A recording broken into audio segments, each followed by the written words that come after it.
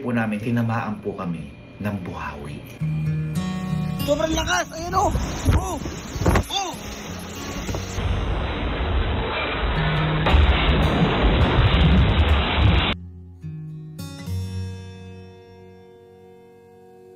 So ngayong araw po wala po muna tayo ngayong kahit na anong kalokohan. Dahil kahapon po may nangyari po dito sa Camping Pin. Hindi po namin inakala na mangyayari po ito dahil buong buhay po namin hindi pa po namin ito nararanasan. Dahil kahapon po dito sa Camping Pin, tinamaan po kami ng buhawi. Opo, tama po yung narinig nyo. Tinamaan po kami ng buhawi. Hindi ko nga po alam kung talagang buhawi po ito kasi sobrang bilis po ng pangyayari. Natutulog po kasi ako dito sa may kwarto ko po noon. Nagulat na lang po ako, parang may lumilindol na parang inaangat po yung bubong namin. Parang yumayanig po talaga, kaya akala ko po talaga lindol yung nangyayari. Nung paglabas ko po dito sa pinto na to at sumilip lang po ako dito kasi glass po yung mismong pinto ko po dito sa labas. Nagulat po ako, ang nakita ko lang po, kulay puti po na hangin, na purong puti po na hangin na gumaganon lang po na sobrang bilis. Kaya natakot din po ako, hindi po kagad ako lumabas. Actually, nakita pa nga po ito ng tropa ko, yung best friend ko si Louie. Nagbablog pa nga po siya kasi bigla po talagang lumakas po yung ulan ng mabilisan po. Bigla lumakas yung ulan at saka bigla pong humataw po yung mismong hangin na sinasabi ko. Ito po, papakita ko po sa inyo yung ginagawa po ni Louie. Nagbablog pa nga po si Louie dito. Ito po. Sobrang lakas ng ulan dito mga partner, no? At thank you sa pagpasa sa akin ng balitang-balitang ito. At kung makikita nyo sa weather forecast na ito ay sobrang lakas ng ulan mga kaibigan. Nakita nyo sa akin likod, ang glass house. Sobrang lakas ho. Sobrang lakas ng ulan dito. Hindi ko alam kung ano yung malakas, yung tama ko ba o yung ulan. Pero feeling ko yung ulan yung mas malakas, no? Masalukuyan kaming sinasagsag ng malakas na ulan dito. At kung nakikita nyo yung itim na ano na yan, hindi ko alam Hindi ko alam kung bakit malakas yung ulan, pero ang lakas ng ulan dito. Grabe Naririnig nyo ba? Umakampas yung sobrang lakas po ng ulan, grabe.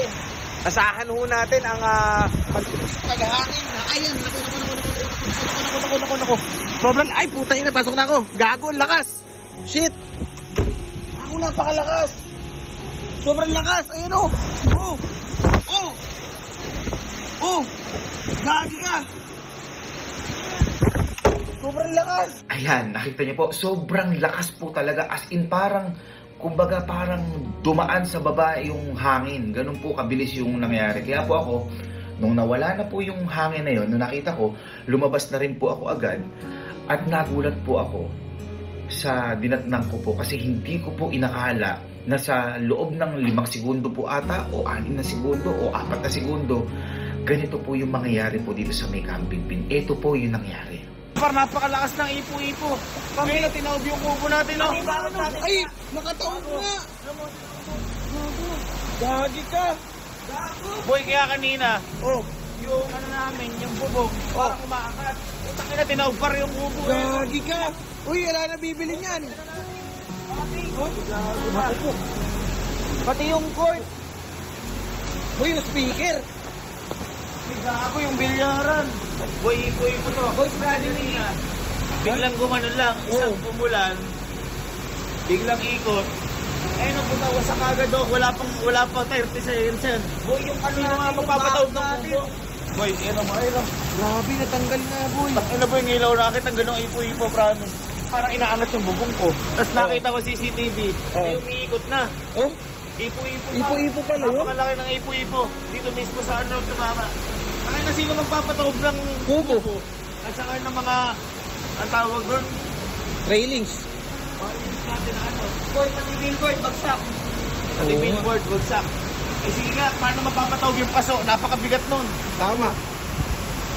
Boy, yung gate na lang. Pati yung cord. Yung gate. Yung gate na lang. Automatic gate pa yan. Paano masunod yan? Baka na buti, nasis kayo dito, gago. Puno sa kabila, yung akasya na yung malaki. Ha? Para? Tangina, bagsak yung puno. Gagi, bali nga. Akasya yan. Puta, bali Boy, taob yung mga puno Sahara po. Sahara. Baka naman sa akin. Kamusta kaya sila dyan? Check with glass house. Oh my God. Nandito ba sa glass house? Ayan, ala naman dito. Okay. Basta parang nataon din na mismong yung ipo-ipo nasa may gitna ng bahay namin. As in, sobrang bilis ng pangyayari. My God, ang mga na-experience na namin, yung napakalakas na ulan. Pero yung napakalakas na hangin na ganun. First time ko po naka-experience nun. At saka wala pong bagyo ngayon ha. Wala pong bagyo. Ayun o, parang ganyan lang po kanina. Normal lang po na ulan. Biglang gumano na lang. Tapos ayun o, biglang nawala po. Ayun o, parang normal na ambon lang. Grabe. Napakabigat po niyan. Ito yung mga ilaw namin dyan o. Buti na-cover to. Oo. Tanggal yung mga bandana natin na nakabit dyan. O, ito pa. Gaano kalaki yan? Gaano kabigat yan? At mas gaano kabigat yan? Yung upuan, Oh, tama nga. Yung upuan, nilipad dyan. Yun na lang. Ito, ito po sinasabi ko sa iyo. Ito mo yung billiard ng ano, yung ilaw ng... Ito po, nakapako ho yan. Naka-intact po yan ng maganda. Yan, ayan po. Pero lahat po yan tinanggal ng ipo-ipo.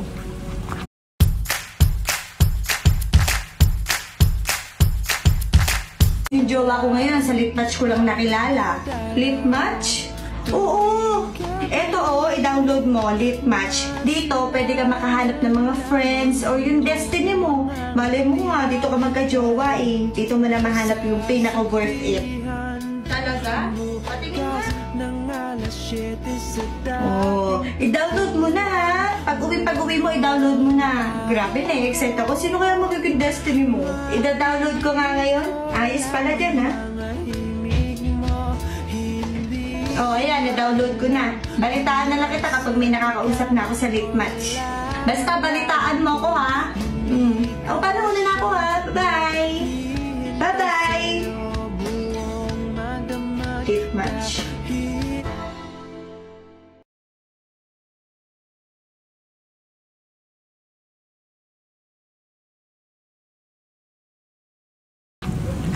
Woo! Eri na lang oh. Eri na lang, parang napunta dyan yan oh. O umakap sa tayo sa bilyaran. Guys, mali pala ako. 30 seconds umulan lang na malakas. Pero yung paghampas, mga 5 segundo lang. 5 segundo lang, grabe naman. Sira yung kukulo. Oh, sige, ikaw nga, kaya mo ba ibangon yan?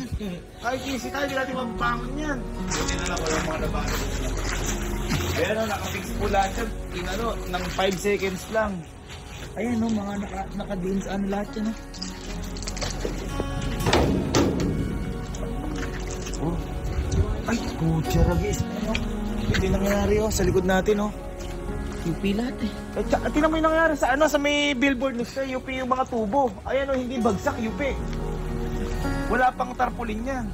Oh, dito mo na puto yun. Wala pang 1 segundo, 2 segundo. Tsaka na UP pa rin. Yan po yung nangyari sa may camping. Halos buhay po lahat.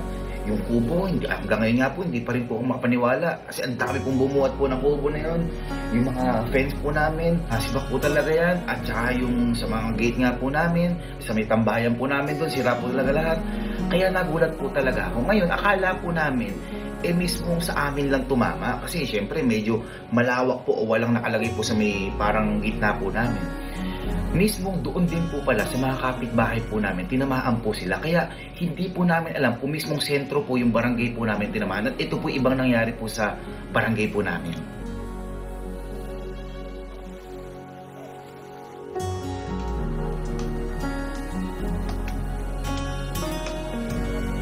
Ganyan po yung nangyari sa labas. Kaya hindi po agad nakauwi yung kapatid namin si Kenzie kasi naharangan po ng mga bumagsak na puno yung daan po dito sa amin. At para mas maintindihan nyo po kung ano sinasabi ko pong lakas o yung buhawi na sinasabi ko, chinek ko po yung CCTV po namin kasi nakita ko po buhay pa po eh. Chinek ko po at hindi ko po inakala na ganun yung makikita ko dahil akala ko po sa mga palabas ko lang po nakikita yun. Sobrang grabe po pala talaga. Hindi ko lang po nasabi kanina na meron po kami isang kasamahan po dito na malapit po siya sa may, ando po siya sa may garahihan at nung pumasok po yung buhawi, tinakay po siya at kumapit na lang po siya sa may mismong poste ng garahihan po namin doon sa may sasakyan. Para po mas maintindihan nyo po, ito po yung nangyari po. Nang ilang segundo lang, tingnan nyo po yung nangyari sa may CCTV kung paano po or kung gaano kalakas po yung sinasabi ko pong buhawi. Ito po.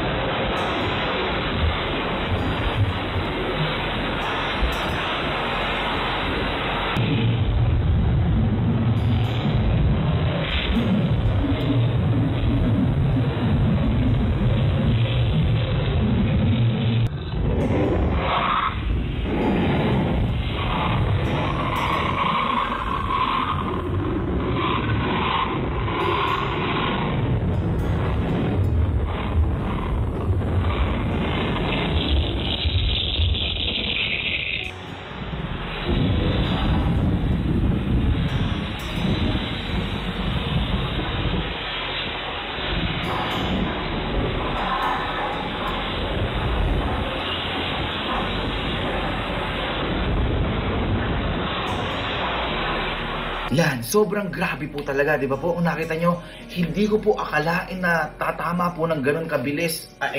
Ganong kabilis yung mangyayari at ganong kabilis din po yung epekto po sa amin po na to.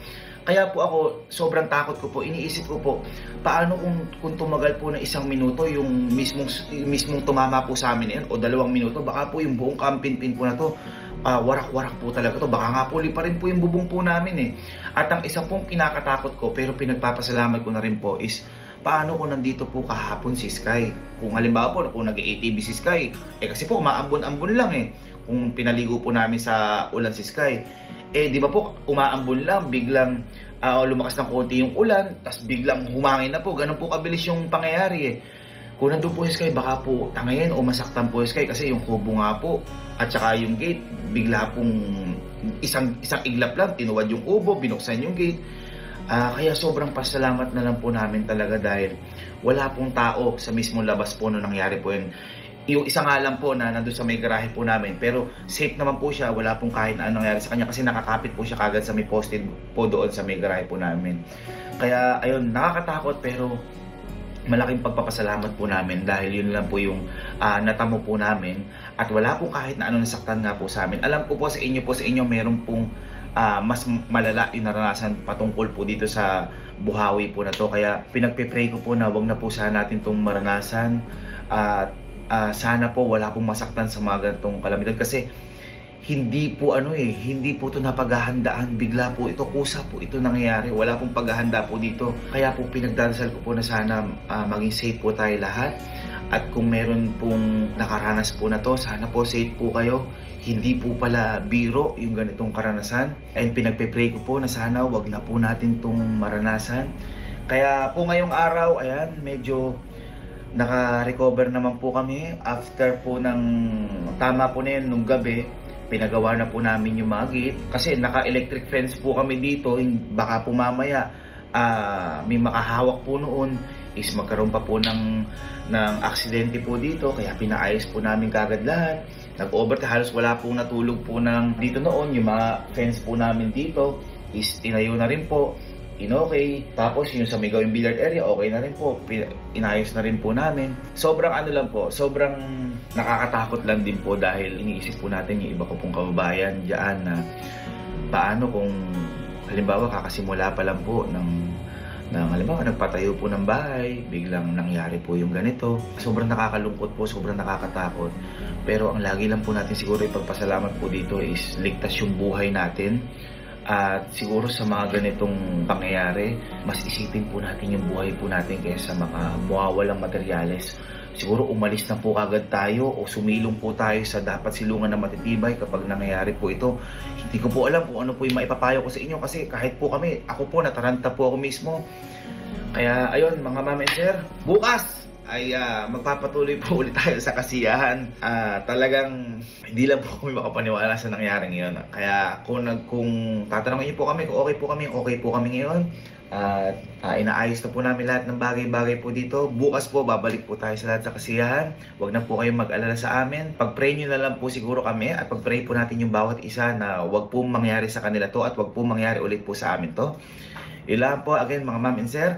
Maraming salamat po sa inyo at mahal na mahal ko po kayo. Bukas po, magkakasiyahan na po ulit tayo. Thank you po mga ma'am sir. I love you all.